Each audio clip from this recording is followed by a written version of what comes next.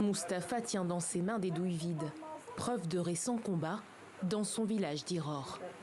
À l'extrême nord de l'Irak, les habitants vivent au son des combats entre l'armée turque et les combattants kurdes irakiens du PKK.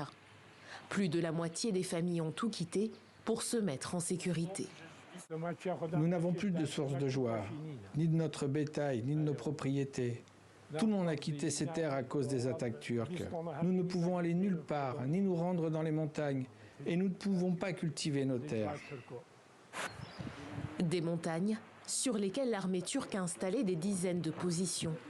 Les combattants du Parti des travailleurs du Kurdistan, qu'Ankara et ses alliés considèrent comme terroristes, y ont installé leur base arrière. Ces dernières années, les combats se sont ici intensifiés sur la terre comme dans les airs. Ramadan s'est réfugié chez son fils tout près de la frontière turque, où il reçoit des soins. Il ne se déplace plus qu'avec une canne. À 70 ans, il est une victime collatérale d'un bombardement qui a eu lieu en juin 2021.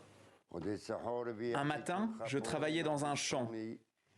J'ai travaillé jusqu'à la mi-journée en attendant l'heure de la prière du vendredi, quand soudain, un obus est tombé près de moi et je suis tombé au sol. Depuis, je ne suis pas retourné au village. Ce conflit oppose les combattants kurdes irakiens et l'armée turque depuis des décennies. Dans le Kurdistan irakien, les civils espèrent le départ prochain des forces d'Ankara pour retrouver leur vie d'avant.